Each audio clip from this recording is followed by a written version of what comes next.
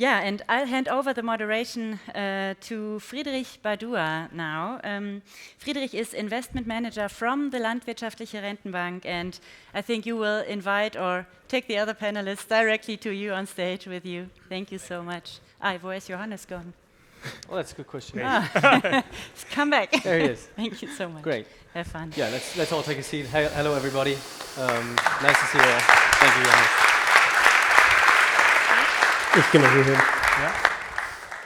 So, thank you, Eva. I'm Friedrich from the Rentenbank and Tech Quartier as well. So, I have the honor to host our first panel today, where we try to tackle the questions that both of our prior speakers raised today, which is how can technology balance the difficult situation between the economic pressures of livestock farming and as well the expectations for sustainable practices. And to do that, I would love to introduce our panelists first, starting with Stefan Tepka, running his family farm, Hof Tepka in Lower Saxony. It's a diversified operation between pigs and poultry farming, and he's also an early adopter of Johannes from Vetwise. Going on with Johannes, I mean, you already introduced yourself, co-founder of Vetwise, bridging the integration of AI into existing infrastructure. And then we've got Maren Pröll-Cornelissen, is that correct? I hope so. Totally. She's head of management at the German Livestock Association, where she oversees everything between breeding, sustainability, policies, of course, and the future of livestock farming in Germany and Europe. And last but not least, we've got Daniel Hölling from Big Dutchman. Big Dutchman, he's head of corporate development there, and Big Dutchman is one of the world's biggest providers of housing and feeding systems in the livestock area. And I'm very glad that all of you managed to take a day out of your busy schedules today and to come here to Frankfurt, and for that I think we can already show a round of gratification.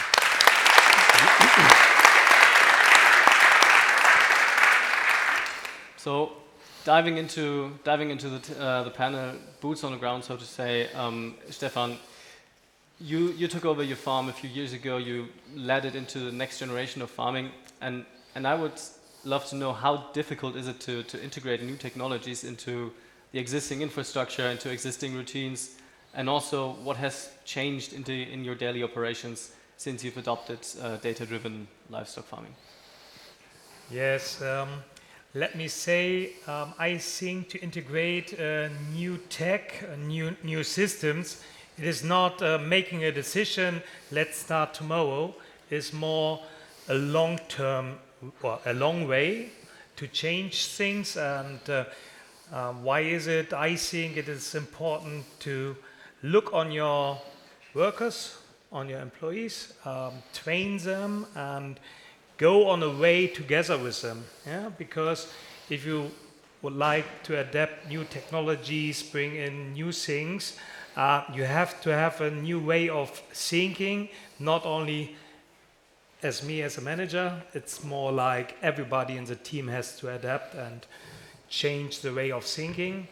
And the other thing is make sure that your infrastructure makes it possible. It is long discussion we had in Germany to have internet connection at the last, I don't know the English word. Yeah, that's true. Milk bottle. But so that was one important thing for us as farm, that we changed it years ago, that we see the necessary or how necessary it is to have internet connection at all our farms. So we are working on different places over the country, and so make sure that you have a good internet connection. Otherwise, you can't collect data. And I think Johannes is thinking the same. That is one big challenge. Maybe easier today, but years ago, as we started on our way, it was difficult, and we had to find our own way how we can do that. And the other question was how changed my day, my daily work, and also Johannes talked about that it is maybe because we are a bigger farm with more barns on different places, and so my day-to-day starts with a look on my phone and open the Vetwise app And so in the morning we get a report from each house, and I see on one view, is everything fine? Yeah, everything is green. Otherwise, maybe some things, maybe Wetwise is saying, the AI system says barn 1 a little bit warmer, barn 2 a little bit colder. And if I see only 2 or 3 dead birds per house, I know everything is fine. Otherwise, if there's a small change, I can decide for me, maybe I call my farm manager who's responsible for that farm. Maybe I decide I go there, have a look in that barn. So it's changed totally, because in the past I always had to make a decision where I want to go in the morning, and maybe I'm on the wrong place. So today, I think I'm in a very good position with that system. So better overall overview. Overview. Johannes, you already mentioned it. Farms are very diverse, and of course, you know they're better than me, but animals are also not standardized. So you've got variations across genetics, across the environment that they're kept in. So how do you build a reliable model in such a variable environment? That's, I think, kind of the biggest question in all of this precision livestock farming, and one of the reasons why it didn't work 20 years ago.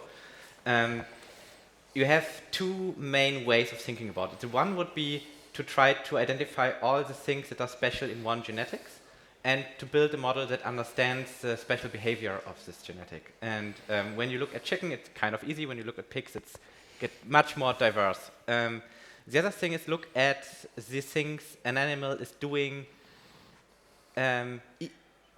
independent from the genetic behind it. It's like reacting to heat, reacting to temperature, reacting to sickness. And to look at these independent features of the animal, and then just work with kind of thresholds where, you know, for example, some pig genetics are much more heat resistant, so they will show the same reaction much later, but they will show the same reaction to heat than all of the other pigs. Or they will show the same reaction to pain as all of the other pigs, but much earlier. So the only thing you need to do when you look this feature-wise is finding features that are imprinted in all of the animals, where they show the same reaction independent of the genetics, and then be able to work with thresholds where you can tell the farmer, when you see this reaction, then this is really, there's something burning, please react immediately. With another genetic, maybe you see this reaction and you can tell him, it's important that you look at this, but you have time over the day to look at this. But this is kind of the thing that makes it able to standardize the software and to kind of fine-tune it independent of the changes we see in genetics over the years. And maybe you said 20 years back. If we look back a few decades, livestock systems were primarily optimized and measured throughout their productivity. So feed conversion ratio, maybe growth per day, etc. And to you, Maren, how would you see how has the definition of productivity changed today, and productivity and performance versus back then? Yeah, thank you. I think, yes, we already in the morning, there are different things changed, and also the definition of performance is also changed, or maybe not changed, also increased. It's more multidimensional, I think, because we have so many technologies now, you hear it already, to identify more animal welfare factors, or how the animals take the feed and the water and so on. And I think we have all this different things and can collect them and to put it into the definition of what is the kind of performance now. And if we are now switching to the animal breeding goals, they are also growing and also changing through the decades. And if we are looking through the animal welfare factors or health condition scores, they are also growing, and we have so many information now about our animals, for instance in pig or in dairy cows, and I think that is only the reason why we have going through the with the technology the whole decades, and this makes the definition now so complex and multifactorial. Yeah, yeah. From the opposite view, maybe to you, Daniel, your systems shaped modern livestock production throughout the decades, and where would you see today's biggest structural inefficiency? So, not performances, but yeah, what needs to be fixed? So I try to bring here a little bit right now a global perspective into the situation, because we are acting globally, and so maybe not all answers are right now directly the deepest technology in this moment, but in every country of the world you can say the biggest problem in the production at the end of the day is backyard farming. Yeah. So if you look to, for example... Could you explain that? Yeah, I explain backyard farming. So backyard farming is if somebody decides to keep in his house backyard one pig and feed it with remaining food coming out of your household to grow there your own animals and your own meat. Smart idea at the end of the day. But all beautiful systems we are developing and we are thinking about, they are just working in a controlled environment. And as soon as we do not have this controlled setup, we have major problems. Yeah. On one side, into direction of biosecurity, that diseases break out, and we have problems with bird flu, African swine fever, just to use two buzzwords. And worldwide, in every market of the world, we can say backyard farming is a big challenge we are facing and a reason for inefficiency. And second point I would like to raise up and share with you is the topic around feeding. As Johannes mentioned, feeding is the biggest cost driver of all productions worldwide to produce protein at the end of the day. And the key for success in the future will be that we are able to feed each animal we keep like their demand. Yeah? So that we really know what's the demand of the animal, how we should feed it. So, and you can imagine, if you look to a 350 kilogram sow, yeah, no problem, it's worth to invest there 25 euros for sensors and for information, but it's also interesting to maybe get individual information out of a little bird just growing in this moment for a few weeks, and to have there also a more individual information. So feeding on demand could also improve very, very much the efficiency and is a reason for inefficiency worldwide. And these 2 points are maybe the biggest and the most important ones. And if we look at the diversified farming ecosystem, at every farm, and you've mentioned it also, technology competes with very tight margins. What do you think is one condition that a new technology must fulfill to scale globally? At the end of the day, applicability, hopefully I pronounced it at this moment correct, that the technology is working in more than one country. Yep. So everybody can have beautiful ideas and say, I have a perspective of this market, and you start your business over there. But unfortunately, in the agricultural sector, the amount of customers is decreasing. People like Stefan, they are going every year down, and the market volume of people taking the decision of investing into technology is reduced. And so if you would like to arrive on a big scale, on big markets, it needs to be useful for more than one country. And I try to bring just an example. We are asking ourselves continuously how we give support in regards to management information to our customers. And due to the problem that we are selling worldwide, every country in the world is counting their production results in a different way.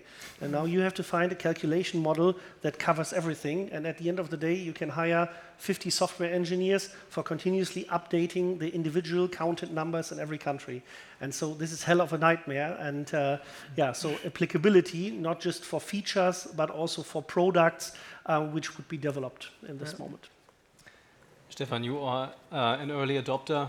You're the reason Vetwise is able to scale. And you mentioned you wake up, you look at your phone, you see the data.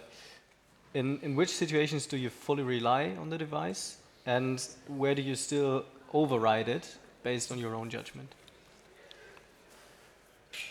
I think today we have some things we believe 100%. So it is if it's too warm, too cold, for an example, but also Johannes called it big accidents, something like that. So if there's a problem with a drinking line is broken, we do vaccination through our water drinking lines, and so you reduce pressure, you put it on, then you leave the barn because you think everything is working. And that is something, for an example, the old system, there's a water meter, and you can put in an alarm when maybe too much or 10% more water goes into the barn. But we have situations where it is normal that 10% more water is used. So I put and say, okay, that alarm is okay, but I did not know that the water line is broken. So that is something the new system Vetwise can text us, and we can react on that, and that is very good. And at the moment, if we talk about the health of our broilers, yeah, I think it's a mixture of farm managers who are every day in the barn, Vetwise system, and our normal, I call it normal veterinarian, because then we call him and ask them, and so we do together and look what is the best we can do for our animals. And Johannes, when it comes to trust into your system, it also comes to trust into your data, and you generate highly sensitive operational and biological data. How do you build trust with farmers around that data usage and the data ownership?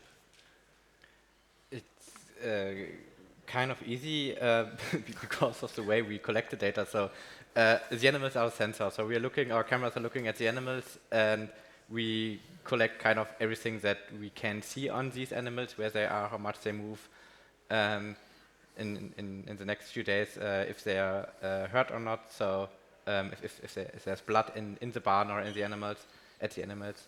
And all this data is stored, analyzed, and sent back to the data on the server directly on the farm. So it's kind of edge computing, is I think the buzzword here.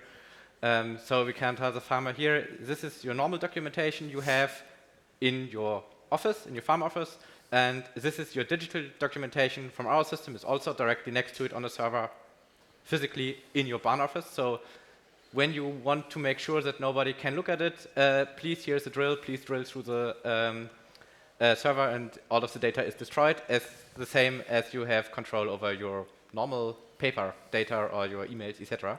So this makes it really easy, because we are not a cloud solution, but kind of a hardware-based software solution, when you want to call it like this. And after this fact, most of the farmers don't question if this is if there's a possibility for a data breach or a data loss, because they know they have it in their own hands. And is there a limit to scale? I imagine having to provide each farm with their own servers is quite a difficult thing. It is not as easy as it was a year ago, because it's kind of harder to get the graphic cards for it, but effectively we are able to stock full centers with compute, with thousands of graphic cards, with millions of graphic cards. So I think it will be able to stock a few thousand farmers globally with servers. So it's not a big problem. Sometimes it's making things slower, because we need like 4 weeks or something lead time. Mm-hmm. So we generate data around animal welfare, but at what factors do you look when we are making the data around welfare comparable and quantifiable? I think we have a good animal breeding system, and I think we have we did a good work in this area already. And if we now take the AI, for instance, to measure behavior in the bands or on the farms, I think we have to look back also then on the things what we already quantified by our eyes. So we have to take our ideas, what we already have before AI was was on the market, and take these ideas now together with the new technology as we already had before. So, and then we can quantify on this scales the animal welfare traits, for instance. And I think a lot of researchers did very good jobs to make thresholds and to say when an animal is not in a good conditions, for instance. And on these markers, we have to, this is the baseline. I think we have to take this into the new technologies and also into the interpretation of the data of these technologies. And then on this point of view, we can quantify and evaluate the data on animal welfare with future technologies. Johannes mentioned that farmers spend 50% of their time. Is that true? 50% of your time doing regulatory stuff, etc. Looking at their phone, monitoring and reporting. Yeah. And if we see that farms are increasingly data driven, who should define the standards and control the data and define the reportings? Yeah, now I would like to take the first point. For instance, you have different programs and you have to make different audits and something like that. I think you know it. And I think there's maybe one idea to put these things, some are digital, some are not digital, and I think that would make it more easier if they're on a one way, so that the forms go then to the one technology and the audits can be done.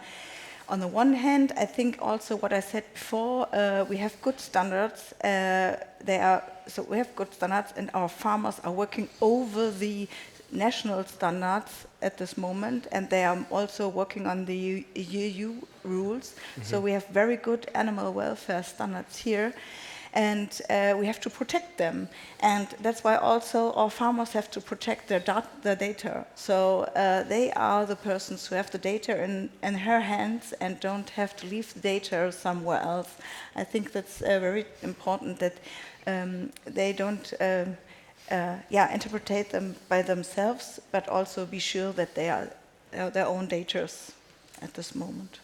Stefan, I would be interested to know your perspective. Is regulation currently enabling innovation in livestock management, or is it slowing it down? Please be honest. Yeah, I think it depends on the farmer. It's always, what are you doing with your options, and will you find a way to bring the new technology in your farm, If you always look and think, is it allowed? Is it not allowed? Which rules? You have to find your own way and adapt new technologies. So we are always driven by changes. So the same is with audits and how you bring all these things on a paper.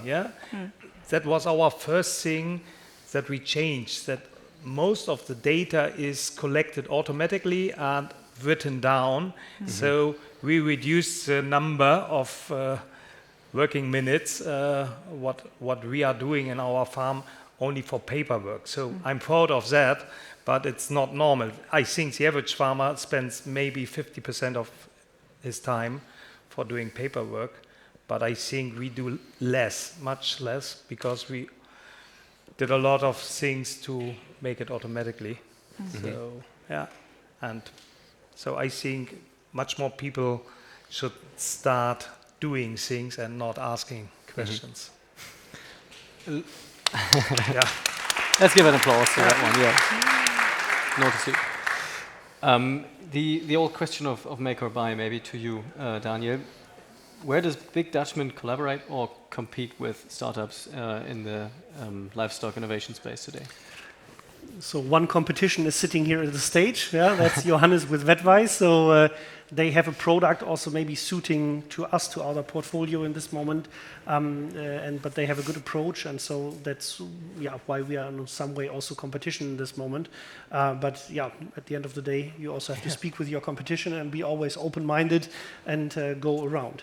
And I'm just thinking about what Stefan just said, do something, that's the correct word, and I love it because I have a 6-year-old child, and there are beautiful YouTube channels with people who do something, especially younger boys next to Frankfurt here, and I just can motivate, like, it's in your hands to do something. Coming back to your question, make or buy. We have an 85 years old history, and if I would look back 10 years, we had a management, there was more or less the policy, buy that shit, integrate it, and then it will work. But to be honest, we are a big organization, and we recognize as well that we can not give to beautiful young ideas the correct support in case if we integrate them. And so we changed a little bit our policy and moved over to a situation that we say we would like to be recognized as a fair partner, and we would like to grow together with the interest of a startup or of a very young idea. And that we say, okay, we support you, maybe a loan is needed, and we can give a way of a loan in this moment, but most of the time we try to find answers and solutions where we develop something together. So we have problems, we have pain points, they maybe have already existing products we could take in, and so we normally say, okay, let's do something together, and we place development contracts, services on their side that we do something together. And the last years, we have some examples where this was working very, very good in this moment. So in regards to a lot of sensors, we are integrating to have more data availability from our animals, from our barns, but as well also for service which are needed for a big organization in regards to HR, to data management, and so on. So this is what we would like to combine. But what also, and this is my last finish right now in this moment, is for every startup, and I just can mention it to all of you, keep your IP at a very, very early stage and focus.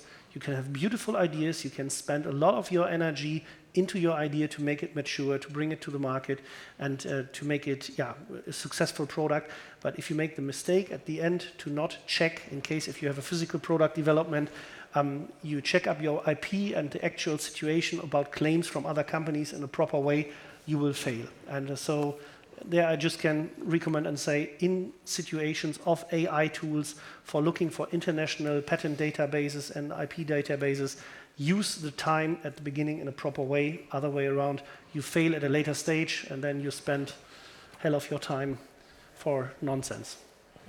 Johannes, what's your view on that? Do you see big established corporations more as a challenger or more as the outdated one?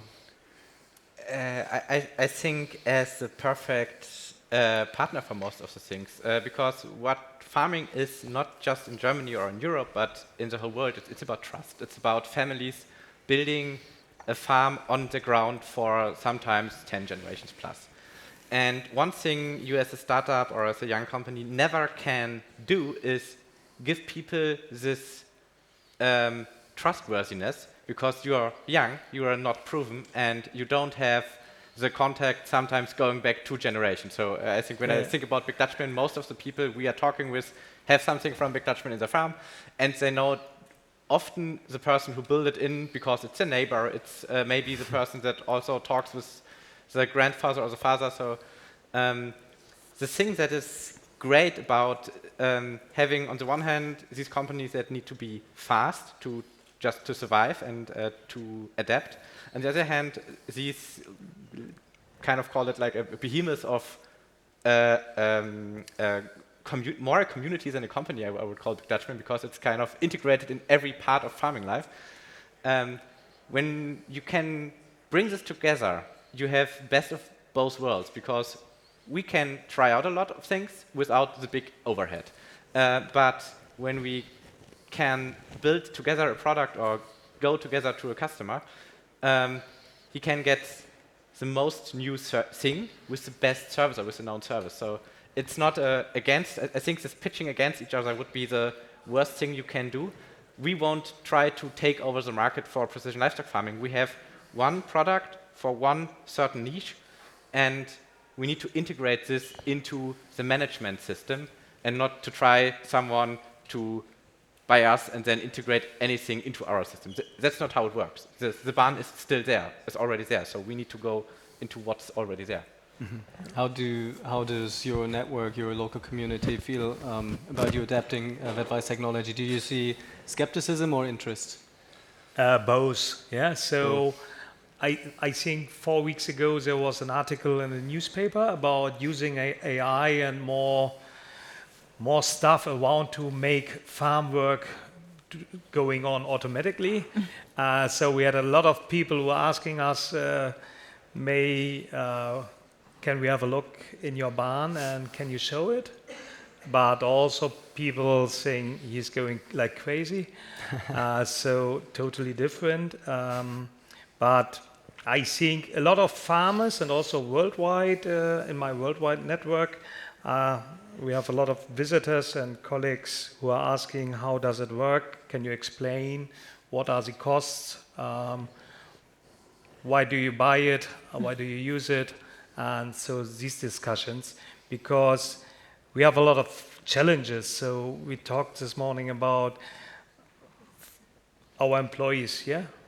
What do they like? So that was one reason because we invested in that system, because we had good farming managers. They do a great job from Monday to Friday. Then they go in the weekend and came back on a Monday and say, what's going on in only 2 days? Because they are not there. So normal staff, normal employees did the work, but not so good as the farm managers want to have it. So we decided to install that system because it can give the normal employees a little bit guidance and also the farm manager a good feeling, looking on the phone at the weekend, know exactly what are the numbers and knowing that there could not be a big problem and a big change or something like that, yeah? And otherwise, they can react by using the iPad and maybe make it a little bit warmer or colder in the barn. But does that make you feel sometimes dependent on the system that you're using? Is it that? I don't think so, yeah? We need systems which are assisting us. So we had that maybe a little bit before with only a normal barn computer. So AI, and I think there will be a big competition in the future. That will be the future, assisting us. And yeah, systems like Advice can help us. And I think, yeah, we need it. So, yeah. Maybe this is a question for the whole panel. How do we ensure that smaller farms are not excluded from increasingly data-driven and capital-intensive technologies from your buyer side, from your network, from your view? So, yeah, who likes to answer? Maybe can I start? Sure. Because I don't think it is. Let me say, it is not a technology for bigger farms. Yeah. All other systems in the past maybe first in bigger farms, but AI and camera systems invest is not very big. It's a small investment, and the technology is, what is it, plug and play, yeah? It says it's very easy. So for me, from my perspective, it is made for all farmers, and it is totally different. In the past, you need more understanding of the technology. Today, the technologies, you don't need to understand what's going up in the background. Thanks. Sure. Would you agree? Yeah, I'm just thinking about you because you are asking me right now here an unprepared question. So here I have my cards and now I'm lost in this moment. No. So at the end of the day, not losing the smaller farms, a lot of start-up initiatives and young companies helped us to remind in the future young farms. Due to the business cases young companies very often have, they introduce to the business and to the industry pay-by-use services, continuously revenue for the business cases that everything is running around in this moment. And right now, the mindset of our industry, of big farmers, of small farmers, changed very much, that they are also willing to have a continuously payment for the use of a certain service. And there, in combination with intelligent pricing models, we will not lose in this moment the smaller farms. Of course, the bigger you are, the more you have to pay a little bit, but of course also the more advantages you have.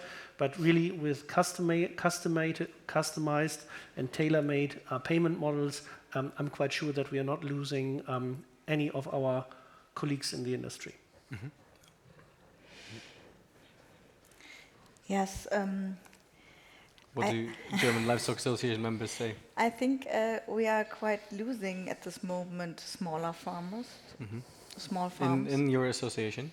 Or in Germany, general? I think. In general, I think in Germany we are losing them because the investments is too high for them to go through the new rules from the government. I think these are old buildings. They have to reconstruct them, and they don't know what will be the future, and so on. And so they are maybe not then so much easy for them to invest in new technologies like a bigger farmer can do this. I think we have to be in contact with them, and we have to take them together with the new technology, and also to give this information, what we all hear now today, also to the politicians and to the ministry, and to say, okay, there are also maybe small farmers which are interested in the new technologies, and they would be invest in the farms, and they need a little bit help on the side of the government. Yeah, I think. So I'm not sure if we will lose them on the reason why we have AI, or I think we are losing them on other things. But I hope. There will be a lot of farmers in the future to use AI technologies and to be here. I'm sure Vetwise does as well. Yeah, I think it's a great equalizer. When you look, it depends. Small farmers have a different use case in most cases than bigger farms. Like I said before, a small farm wants to have less work depending on these 1 or 2 or 3 persons that are having this farm. Bigger farms need to have better overview. So a small farmer will profit much more from a software that, for example, makes a lot of the data easy readable or easy decidable. So kind of just a chatbot that gets in all the emails with prices, with feeds that you need to buy, etc., etc. Gets it together, and I have an overview for like, I need to do this, this, and this, and this is my workload for the day. A bigger farmer maybe has an office where one person is getting all this information and doing the stuff just on the back end. So there wouldn't be, he wouldn't be interested in buying a software like this because he just has a person who's doing this in the time that he's not doing all the other stuff that's necessary. But a small farmer wouldn't invest in a software that helps to manage like 1,000 pigs and to make the marketing of these pigs, but would maybe invest in a software that helps to have a direct-to-consumer approach for, here I have the information about this 1 or 2 specific pigs, I have camera pictures, I have the health data, I have everything, and you can buy this in my Shopify shop, but it's looking like my barn shop. So there are 2 really different approaches for smaller farmers, and I kind of guess we will see a lot more specialized but sustainable and well-financed smaller farms in the future, which have these kind of niche products. I heard quinoa somewhere, and of course I'm eating this also a lot, so I think this is some great product, some great idea. But this just works with a lot of information and automation. Otherwise, you need too much people to do this. And on the big hand, you will have investment-heavy technology. So I think hardware is going more and more to the bigger farms, less in the smaller farms. But software and automation for everything that is just data and comes in as unstructured data to get it back into structured data is more for smaller farms at the moment because they have the bigger return of invest, or it's the only way to work because they are just overwhelmed without it. looking at unprepared questions, and as we have a couple of minutes left on the clock, I think there was one from the audience. Yeah, I would like to open up the discussion. Yeah, just there.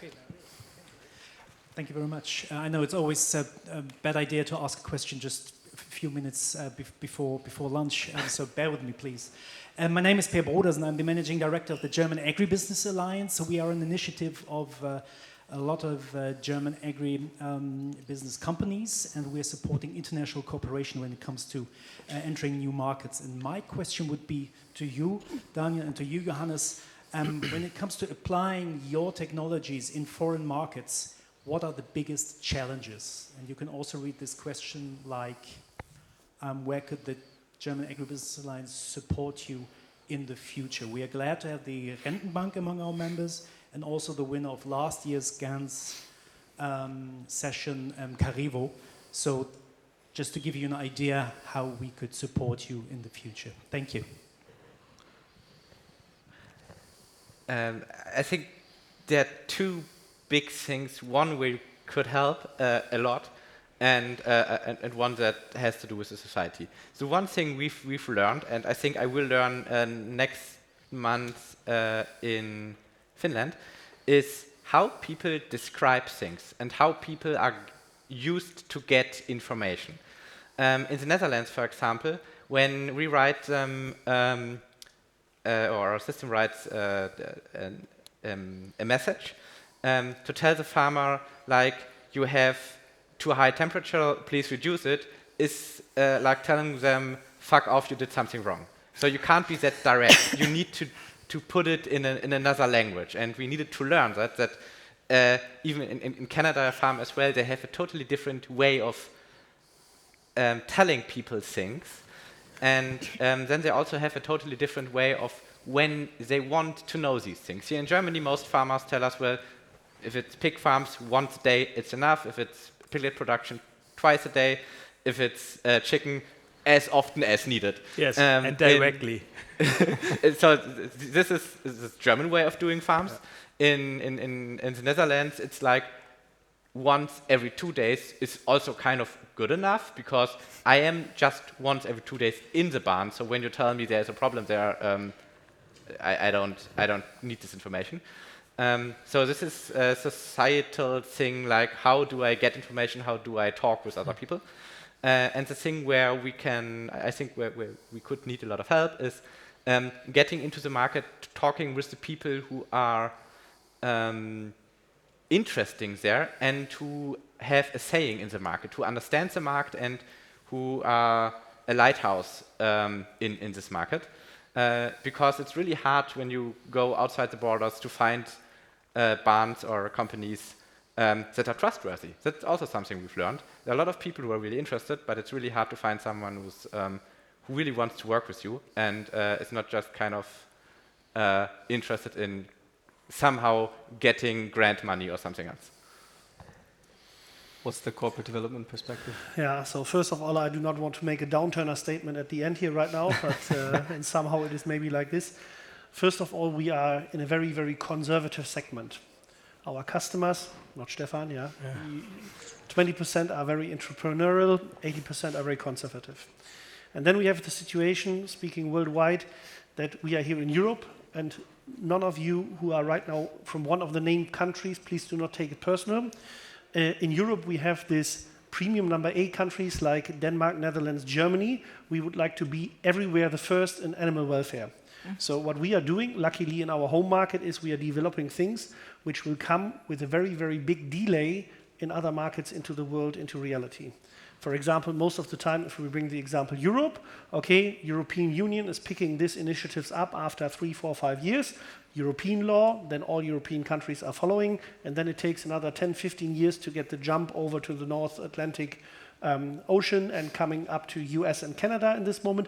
And so the acceptance from ideas, from fancy things, takes very, very long. And this is with complex animal welfare things in this moment. If it's coming to products, most of the time, similar to something the Vetwise colleagues have as well, we have to convince the international markets that it's not once again something crazy welfare thing coming from Germany, and we would like to send it out to the complete world. We have to educate and to explain very, very much the argument and the benefit of the product to individual markets. And if you have there a good message and you transport the value very, very good, then you have success with the products in the world. Our clock just switched from a very nice green to an aggressive red, so I just need to cover this up right now. Maybe with a finishing statement from all of you, just one sentence. If you would see one development in future livestock farming, what would you believe is currently underestimated? Starting with you and then going through. Data collection from animals. Thank you.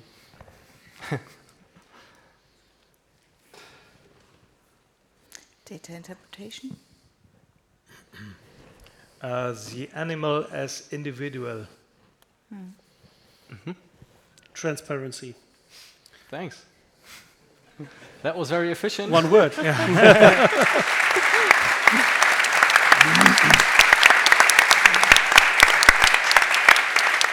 So my stomach is growling already. I believe yours is as well. My one as So please enjoy the next. Yeah, I don't know how much time is it. The next pause. Go network. Go have something to eat. Not yet. Not yet.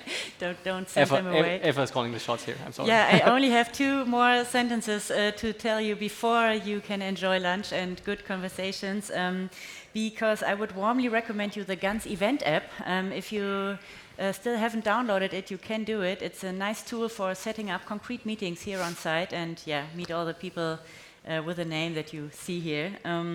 And if you'd like to revisit some of the discussions we are having here all the time, you can take a look at the work of our graphic recorder, Susanne, who is drawing down everything that or not everything, but some of what we are talking about here. The board is already filling. I'm curious how it will look later on.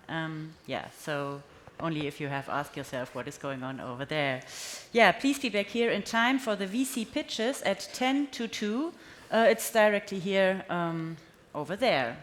That's the 2 sentences, so now you can send everybody to Thank you, Eva. lunch. Everybody, have a good lunch. Thank you.